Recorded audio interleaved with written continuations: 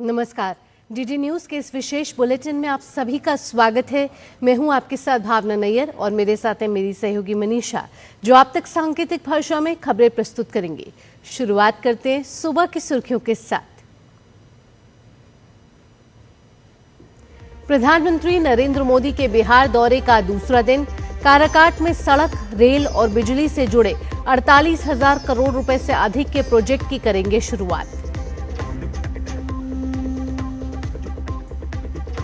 Metro, ऊर्जा, जल और शहरी इंफ्रास्ट्रक्चर के क्षेत्र में कानपुर को मिलेगा नया आयाम। आज प्रधानमंत्री मोदी हजारों करोड़ रुपए की विकास परियोजनाओं का करेंगे शिलान्यास और उद्घाटन। गृह मंत्री अमित शाह आज पुंछ में बीएसएफ जवानों से करेंगे मुलाकात। पाकिस्तानी गोलीबारी से प्रभावित लोगों से भी करेंगे बात। कल अमरनाथ यात्रा से पहले सुरक्षा पर भी बैठक।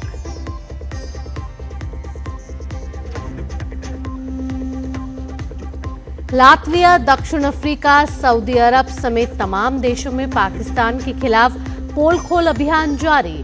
सर्वदलीय प्रतिनिधि मंडलों की ओर से आतंकवादियों को सजा और टेरर फंडिंग रोकने की पुरजोर वकालत।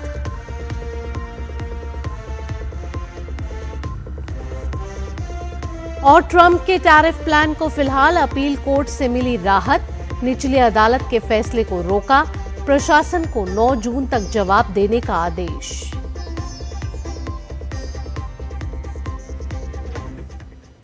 प्रधानमंत्री के बिहार दौरे का आज दूसरा दिन है।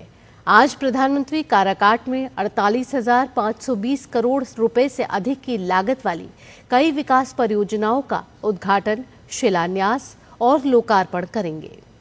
औरंगाबाद जिले में 29,930 करोड़ रुपए से अधिक की लागत वाली नबीनगर सुपर थर्मल पावर परियोजना फेज 2 की आधारशिला रखेंगे, जिसका उद्देश्य बिहार और पूर्वी भारत के लिए ऊर्जा सुरक्षा सुनिश्चित करना है।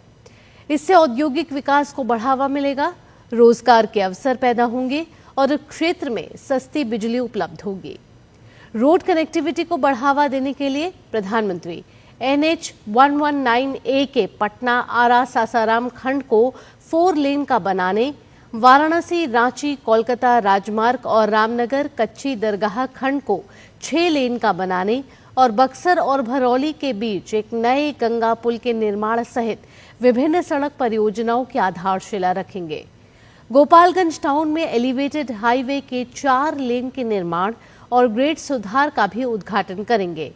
इसके अलावा 1,330 करोड़ रुपए की लागत वाली सोननगर मोहम्मदगंज के बीच तीसरी रेल लाइन राष्ट्र को समर्पित करेंगे। प्रधानमंत्री ने कल बिहार दौरे के पहले दिन एयरपोर्ट से पटना इनकम टैक्स गोलंबर तक रोड शो किया। इस दौरान बड़ी संख्या में लोग प्रधानमंत्री की एक झलक पाने के लिए बेताब दिखे और प्रधानमंत्री का काफिला जब बेली रोड से गुजरा तो लोगों ने फूलों से प्रधानमंत्री का स्वागत किया। रोड शो के दौरान भारत माता की जय और ऑपरेशन सिंदूर की सफलता को लेकर विशेष उत्साह दिखाई दिया। कई जगह भारतीय वायु रक्षा प्रणाली के मिसाइलों के डिजाइन चित्र लोगों ने प्रदर्शित किए।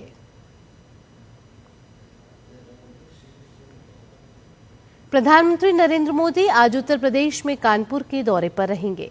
बुनियादी ढांचे और कनेक्टिविटी को बढ़ावा देने के इरादे से प्रधानमंत्री यहां कई विकास परियोजनाओं का शिलान्यास और उद्घाटन करेंगे।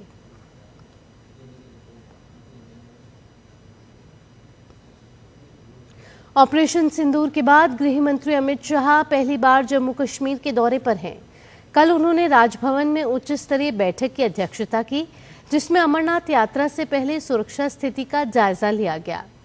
इस बैठक में उपराज्यपाल, सेना, अर्धसैनिक बल, पुलिस और खुफिया एजेंसियों के अलावा कुछ वरिष्ठ अधिकारी मौजूद थे। अमरनाथ यात्रा जुलाई में शुरू होगी। आज गृह मंत्री पुंछ का दौरा करेंगे, जहां पाकिस्तानी गोलीबारी से प्रभावित लोगों से मुलाकात और बातचीत करेंगे। पुंछ में ही अमित शाह बीएसएफ कैंप भी जाएंगे और जवानों से बातचीत करेंगे। 22 अप्रैल को पहलगाम में हुए आतंकी हमले के बाद भारत की ओर से चलाए गए ऑपरेशन सिंदूर के तहत पाकिस्तान का पोल खोल अभियान जारी है। पाकिस्तान की असलियत बताने के लिए सरकार की ओर से जो 7 ऑल पार्टी डेलीगेशन बनाया गया, वो लगातार भारत के साझेदार देशों के सामने वैश्विक मंच पर आतंकवाद के खिलाफ सरकार की नीतियों को पुरजोर तरीके से रख रहा है। विभिन्न देशों की सरकारों, मीडिया और आम लोगों को आतंकवाद के खिलाफ भारत की नीति के बारे में बताया जा रहा है। विदेश सचिव विक्रम मिस्री और उपराष्ट्रीय सुरक्षा सलाहकार पवन कपूर ने वॉशिंगटन डीसी में बिजनेस लीडर्स के साथ राउंड टेबल बैठक की। यूएस इंडिया स्ट्रेटेजिक पार्टनरशिप के तहत हुई इस बैठक में 21वीं सदी में भारत अमेरिका साझेदारी को और मजबूत करने के लिए जरूरी कारकों पर बात हुई।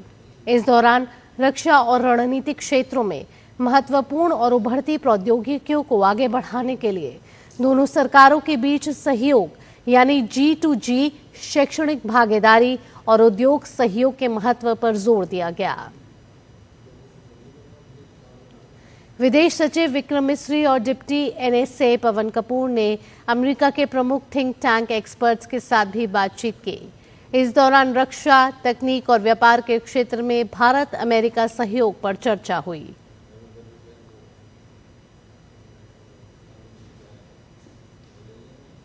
अमेरिका की एक संघीय अपील अदालत से राष्ट्रपति डोनाल्ड ट्रंप को टैरिफ पर राहत मिल गई है। अदालत ने ट्रंप को आपातकालीन शक्तियों के तहत आयात टैरिफ जारी रखने की अनुमति दे दी है। ट्रंप प्रशासन ने सरकार की आर्थिक नीतियों के बड़े हिस्से को रद्द करने के खिलाफ अपील की थी। अदालत ने ट्रंप प्रशासन की आपातकालीन याचिका पर इस तर्क को स्वीकार कर लिया, जिसमें सरकार ने कहा कि संघीय व्यापार अदालत के निर्णय पर रोक लगाना अमेरिका की राष्ट्रीय सुरक्षा के लिए महत्वपूर्ण है।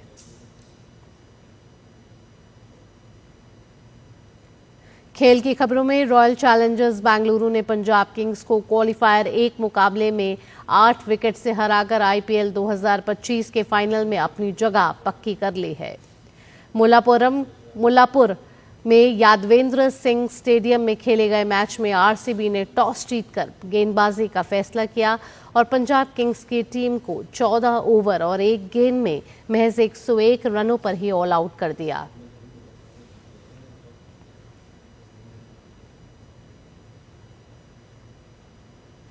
IPL में एलिमिनेटर मुकाबला आज मुंबई इंडियंस और गुजरात टाइटंस के बीच खेला जाएगा।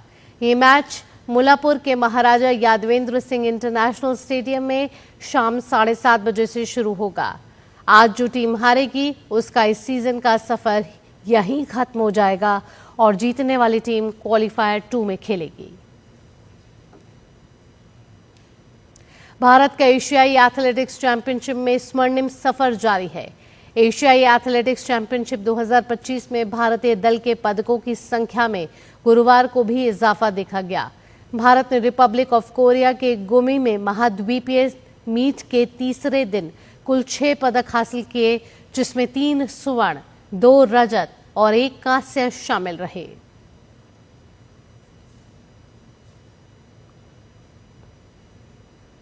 इसी के साथ इस विशेष बुलेटिन में इतना ही। मुझे और मेरी सहयोगी मनीषा के साथ फिलहाल के लिए टीम को दीजिए अनुमति। नमस्कार।